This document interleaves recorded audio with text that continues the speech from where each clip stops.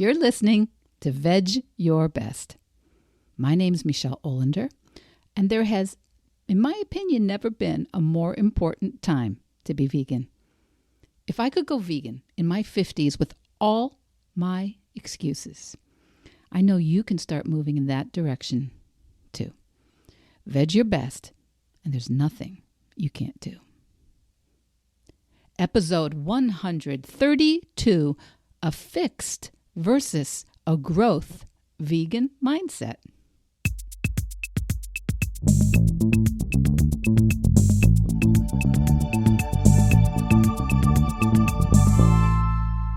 Welcome back, my Veg Your Besties. Welcome back. And, last week I've recorded a Q&A. A lot of you had sent in some questions on Instagram and emailed me and DM'd me. Anyway, I have quite a few more to answer, like favorite book, favorite celebrity, favorite movie, what languages I'm studying. I'll get to some of those. But today I wanted to answer a question that I think is a little more important that you've asked about coaching. And that is, how do I even know if I can change? How do I even know that I'm even capable of the change I want from coaching? And for a lot of you, it's whether you can change some of your eating patterns, which have included meat and fish and dairy and eggs and other animal products. But I work with some of you in all different kinds of areas where you're looking for change. And yes, I hear you. You wonder, how do I know, Michelle? How do I know if I can do it? If I could, don't you think I already would have by now? I'm not 21. Maybe I'm not even capable of it. Maybe it's just not going to work for me. In so many areas, in all of us, not just you, in so many areas, this fixed mindset shows up. It's been well documented in education and entrepreneurship, even in sports and languages where people think that talent is so much more important. There is this common misunderstanding that you either have it or you don't. You either have the skills you need to succeed or the talent you need or you don't. Yes or no? 1 or 0, right? In reality, though, I think in reality, all of us at some basic part of our lives, we understand skills can be learned and strengthened, even in that last third of your life where I am right now. Okay? I think most of us know we can learn new things and we can do hard things. But when we're stuck in the middle of a challenge, we can forget that. So there are many variations on this theme of, don't you think I would have been able to figure it out by now? But yes, I myself am always trying to change something in my life as I go along. I've got new things I want to learn, things I've struggled with over the years. Believe me, I used to have a mild hissy fit every time I tried to record my podcast. And now that's something I don't think about too much. Wonders upon wonders. So very often I'll learn how to do something new and then I'll wonder, oh gosh, I wonder if it's even worth it. Maybe I don't have the right stuff. Maybe it's a waste to even bother at this point in my life, right? I mean, have you ever felt that way? But it's a good question when it shows up. We want to notice that question when it shows up, because why do you doubt your ability to change in whatever area it is? For me, why do I often doubt my ability to change? And there are a lot of answers to that question. Sometimes I think, well, my urges in the moment for food that people put in front of me, back when I was not vegan yet, my urges in the moment are never just going to go away when somebody puts down something delicious that's made with cream and eggs. Or often I felt I hate how it feels to say no when people offer me food, especially food that they've made or gone to some effort to procure. Many of you will say, Michelle, I hate feeling deprived. I can't stand it when I'm the only one that's not having that thing. Maybe some of us doubt change because of what's going on in our lives.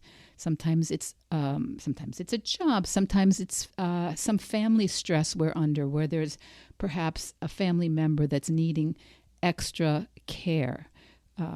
Some people think, no, at my job, I'm surrounded by meat and dairy. Or everyone in my life eats pork and chicken and eggs every single day, Michelle, multiple times per day. Believe me, I've heard all of it. And yeah, I'm around, not so much anymore. Most people do not put animal products around me. But if I go out to eat with people, I still see it. And I know that I struggle with the idea that eating what I'm offered is just good manners. I mean, that was deeply, deeply drilled into me. Or that it's part of our friend group tailgating, potluck dinners. Am I going to be that girl that everybody has to come to a standstill and say, oh, no, Michelle's coming, I guess. Yeah, just never mind. I felt that. Other people will tell me, I'm dating. What am I going to explain to people before they even get to know me that I'm vegan? Or they say, my partner cooks so much meat and it's good that he cooks for us. How am I going to say, no, I'm not going to eat what he makes me? These are all things that exist. They are challenges that are part of us taking on a vegan practice. And I totally understand them. And some of them are what kept me from committing for a long time. I know you remember, I was an excusitarian for so long. Vegan, unless I had one of those good excuses. But when we are doubting our ability to change, it's largely because we don't really believe that saying no to meat or dairy or eggs or fish, all those things that have milk and eggs hidden in them, we don't really believe that that's going to work for us.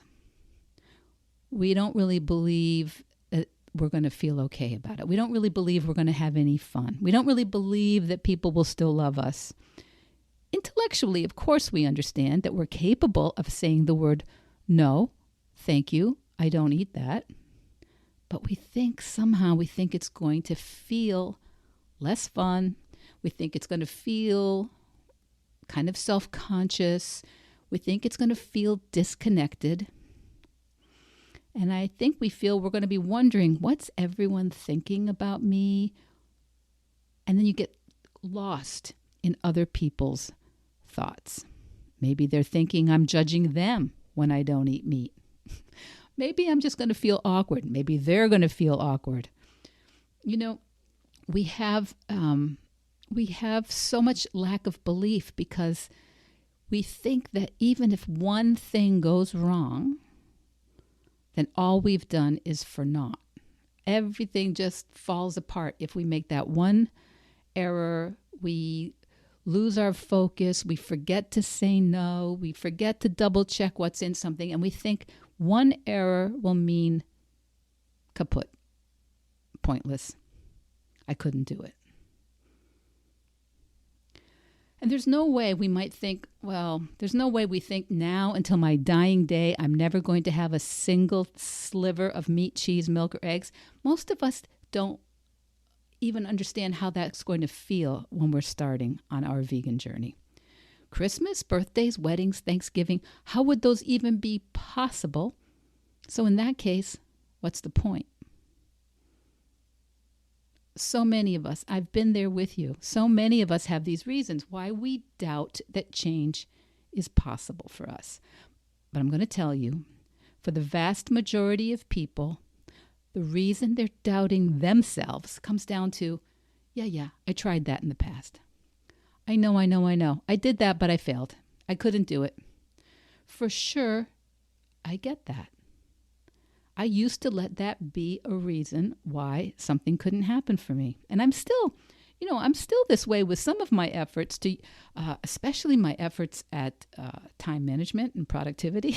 Honestly, if I had a penny for every strategy I've used to try to improve my time management. But anyway, it's very easy for me to remember all the evidence, all the attempts, all the promises that I've made to myself over the years, and then breaking them about sticking to my schedule or time boxing or using a getting things done format. Endless books, endless programs and webinars for being organized. I get it. But what if we looked at it differently? What if we looked at it that's just part of the plan? That's just part of the growth. 10 years ago, for sure, I felt that way about committing to not eating animal products. Every time I ate something, even a mouthful of animal products, I would hear my thoughts telling me, see, told ya, can't do it. You've tried so many times, it's never worked. And at one point along the way, I noticed I had a thought, I had some sort of belief that it shouldn't take more than 5 tries, right? Shouldn't take more than 10 tries, right?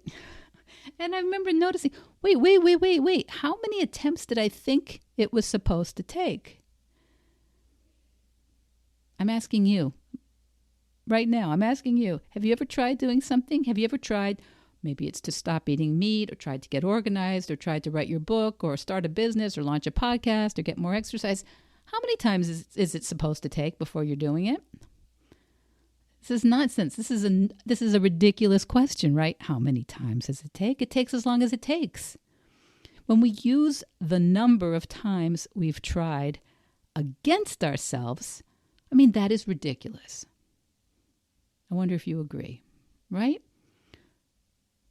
It makes sense inside our heads when we're shaming ourselves. Oh, look, you're still struggling with it. Oh my gosh, how many times? But say it out loud, and we know that's actually kind of nonsense. Should I be able to commit to a vegan lifestyle perfectly forever from day one? Most of us would love that.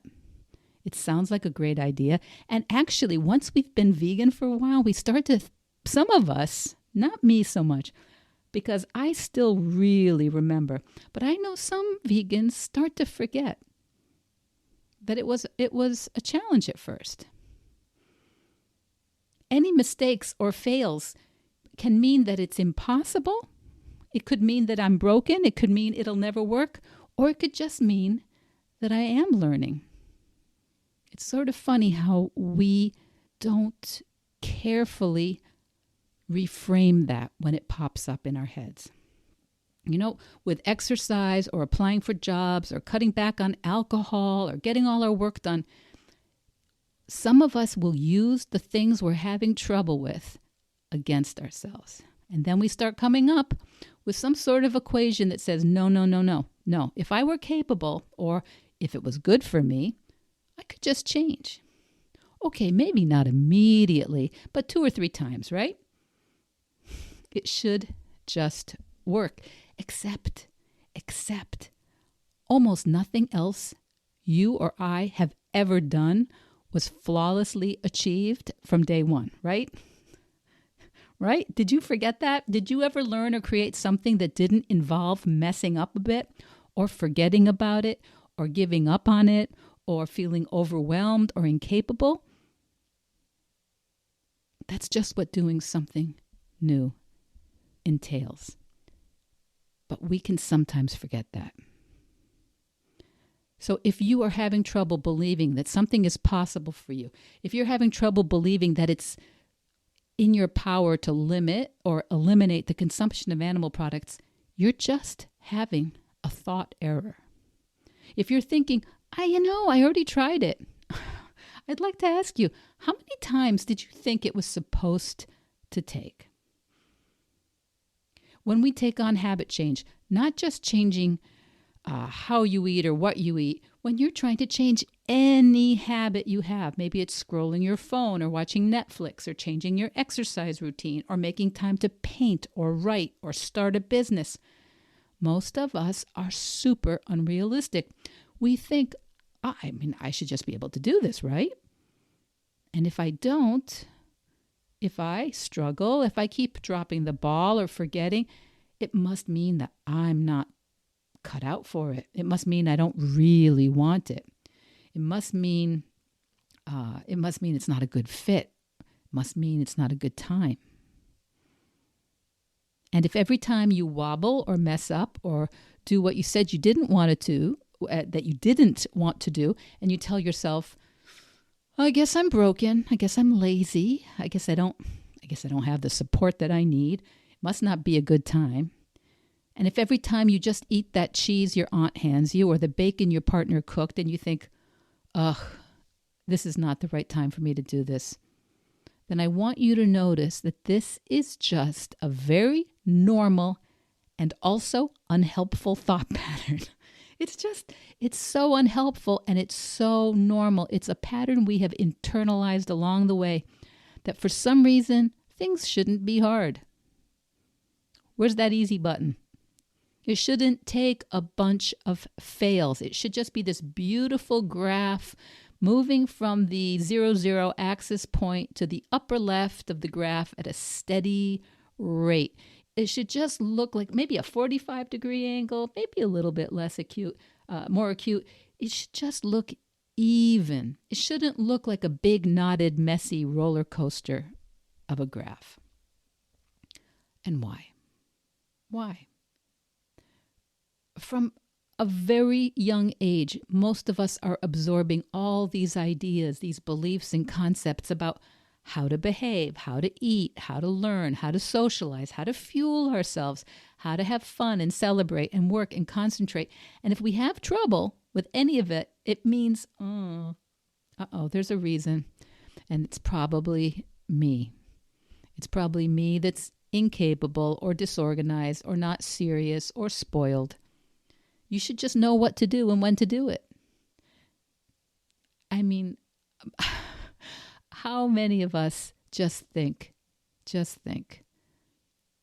it should have been simpler. It should have been easier. And if not, then what? Maybe I need more character, or I need more willpower or grit or Adderall. Okay, I'm making a little fun now because I know I've been there. If we believe that it should work the first time or the third time or at most the 10th time, if we believe that there's a right number of times for habit change to work, then at some point we start to believe at our own expense. We start to use this information against ourselves. Maybe we're bad people. Maybe we're terrible because we're still eating animals when we know how it is they're treated. Or maybe we're emotionally stunted because we keep picking up our phone instead of getting our work done.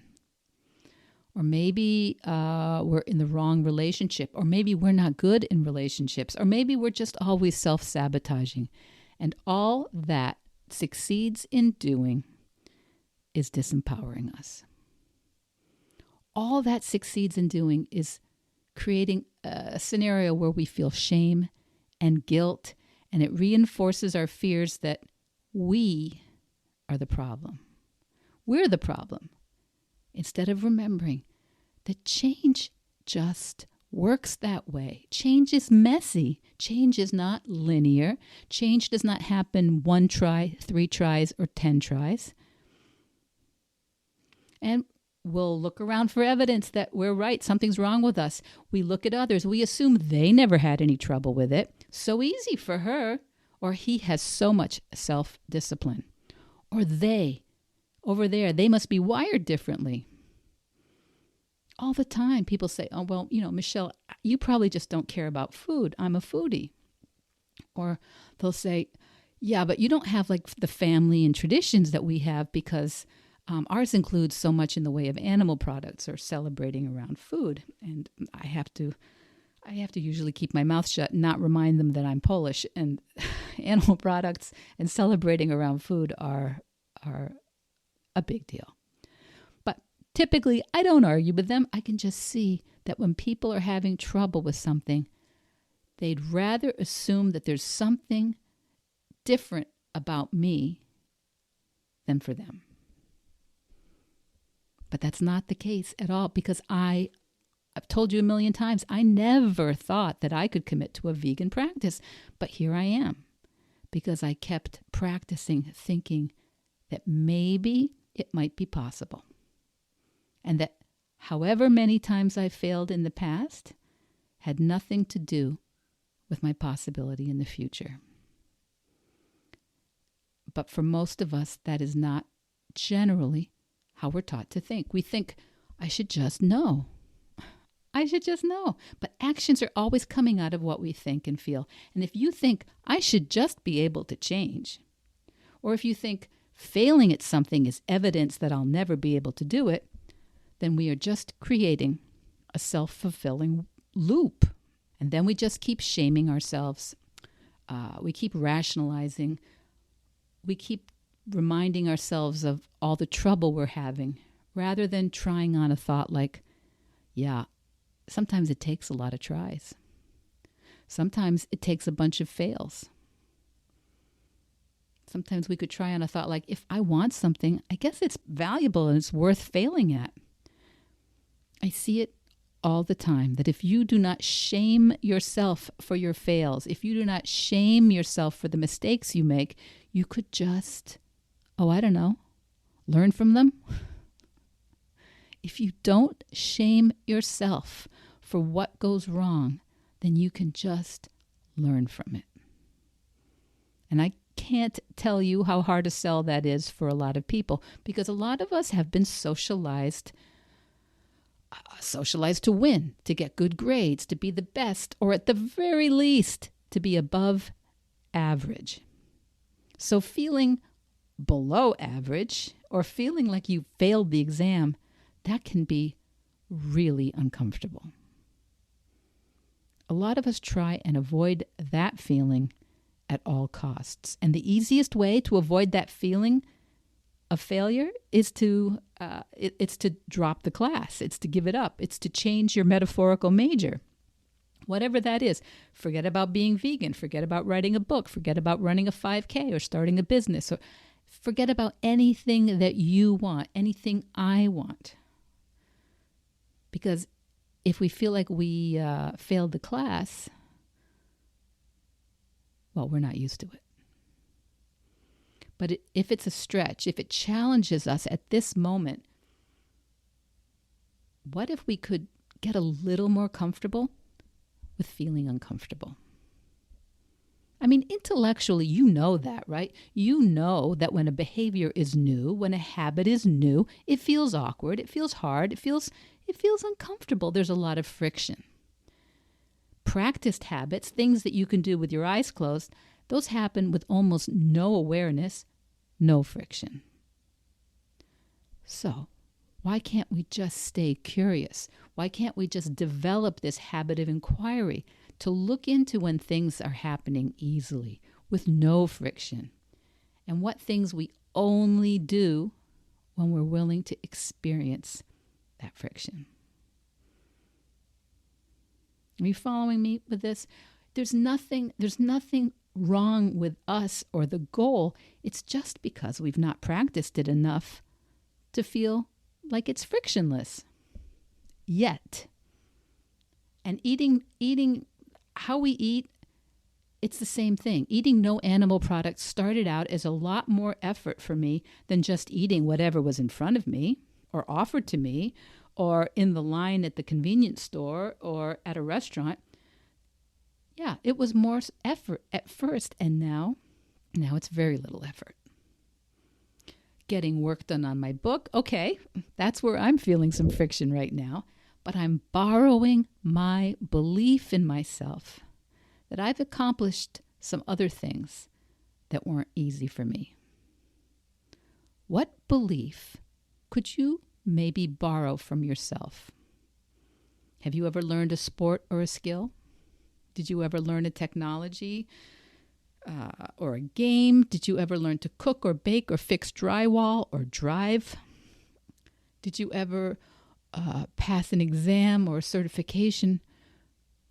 Some skills we know many other people who can do those things. And so even when we're feeling down, many times we can borrow their beliefs that it's possible. We can look at them and go, well, if she could do it, I think I can. But there are still not so many vegans or vegetarians or plant-based folks around us. So sometimes when we're struggling, we can make that mean, oh, it's not really very possible. So that's why I do this podcast. That's why I feature other vegan podcasts and I invite vegans from all walks of life onto Veg Your Best, because I want you to know that you can borrow their beliefs. You can borrow their beliefs that it's possible. And almost to a man, we've all said, none of us believed we could do it in the beginning. And this is just good educational theory, right? We started out with the idea of a fixed mindset versus a growth mindset. You believe this in other parts of your life. You see this maybe in your kids or in your friends, and you've probably read about Carol Dweck and her research into the fixed and growth mindsets. A fixed mindset versus a growth mindset, and how that impacts people's success, not just in school, but everywhere. And it impacts people's willingness to keep going when things are challenging. The same fixed mindset versus growth mindset applies when we want to do anything. It applies in writing a book. It applies in limiting the consumption of animal products or pursuing a vegan path. With a fixed mindset, when it comes to learning, it's really this fundamental belief that intelligence is somehow static, that you're either smart or you're not smart. And when you have that fixed mindset and you believe you're just born this way, what happens is you tend to avoid challenges because it's not supposed to be challenging, right? Because if it's challenging, it means you're not that smart. So then you avoid obstacles, you avoid wanting to exert a lot of effort. And slowly you start giving up, easily and more and again. And I think so many of us have seen this in young people. It's not supposed to be hard. If I were smart, I wouldn't have this obstacle and it would all be easy. That's the pathology of the fixed mindset, and we use it against ourselves all the time. Now, the growth mindset in this same learning situation or an educational setting, it's just based on a different belief. The idea that intelligence can be developed, skills can be developed. It's not either or. It's not separating people into high smart people and over you, the dumb ones, right? This is the idea that your intelligence can always grow. It can always be developed. And when you have that kind of mindset, you're open to challenge. You're open to obstacles. You don't look at obstacles as evidence that something's wrong with you. So if you have a fixed mindset around choosing your vegan practice, then you have this belief, oh, I should just be able to give up meat, cheese, eggs, and dairy naturally. It should be natural for me. And we forget, we ignore how we've been conditioned, how we've trained our brains, how we've been training our brains all along to respond to the rewards. Because listen, your brain has gotten a lot of training around the rewards and the instant gratification of eating things that contain meat, cheese, eggs, and dairy. And it's been going on for decades. You forget, when you've got that fixed mindset around plant-based eating, you forget how much you've practiced developing this relationship with animal products. You use animal products as a way to celebrate, socialize, to have fun, to relax, to feel sophisticated, or to comfort yourself. But imagine how different your experience would be if you had a growth mindset about those choices. A growth mindset about your urges and your temptations and your desire and your obstacles. And if you had the belief, you know what? This is a skill I can develop. I can learn this with practice. I can learn how to respond to people putting something in front of me, or being at a restaurant where I have to ask a few more questions. I can learn with practice how to identify what's bothering me in this situation. Imagine if you had that growth mindset and it was not only okay that it was challenging at first to say no to certain things, it was okay if you were struggling. It didn't mean you had a problem. It didn't mean that you're weak or lazy or not compassionate. It just meant that your brain had not developed the skill and you were missing some practice. A vegan practice just takes practice.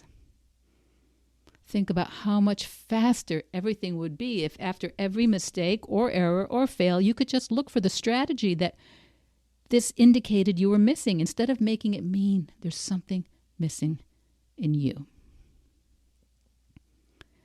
In a nutshell, this is why I think moving towards a vegan practice is such a game changer for women in midlife. This is a time when so many of us really need a reminder that they can still make huge changes and that their minds and their capabilities are not fixed. There's so much we can still do. There's so much we can still change. With a fixed mindset, so many of us will ask that question. I don't know, Michelle. Can coaching help me? Can I really change? That immediately reveals to me that you've been thinking about your change, whether it's been in a fixed or a growth mindset, because that's what needs to change if you want to change. When you have zero tolerance for failure, change is more or less impossible. But when you change that, when you shift into a growth mindset, all of a sudden you have laid the foundation to change every part of your life, not just your vegan practice. Now, if you haven't read Carol Dweck's book, I think it came out in 2006, called Mindset, The New Psychology of Success. It's a good one. But in a nutshell, Dweck's research, it shows that challenging situations can feel catastrophic to people who hold a fixed mindset because they interpret that difficulty in doing something as evidence that they can't do it. But it's never true. From this day forward, I'd like you to consider remembering that if there's difficulty, it's just an indication of where your skills need practice. It's not all or nothing, is it? My clients have growth mindsets in certain parts of their lives and fixed mindsets in others, me too. And it's a process to notice where we're doing that to ourselves, where we ourselves are slowing our progress as a result. And that's why, in a nutshell, working with a coach who can see it when you're doing that can speed things up for you. Coaching is the fastest and it's the most effective way I have ever seen to make change. If you'd like to try that on, all you need to do is email me or DM me on Instagram or book yourself into my online calendar. All the links are in the show notes. And in many cases, a free call in and of itself can open up a whole new way for you to move towards your goal. Okay, kids. Notice that this week. Notice when you find yourself in a fixed mindset and ask yourself, okay, all right, maybe that's true, but what if I had a growth mindset in this area? What if I believed that my fails, my mistakes, were actually helping me to get closer to my goal? Okay, kids. Until next week, veg your best. Veg Your Best podcast production, music, and editing by Charlie Weinshank. Thanks, Charlie. Before you go, it would mean so much to me and the Veg Your Best team if you would hit subscribe, leave us a 5-star review, or share with someone you think might be interested. Something about algorithms, it helps bump us up a little in the rankings, and that's the best way to help others find the podcast and for us to find our audience. So until next week, make it easy and veg your best.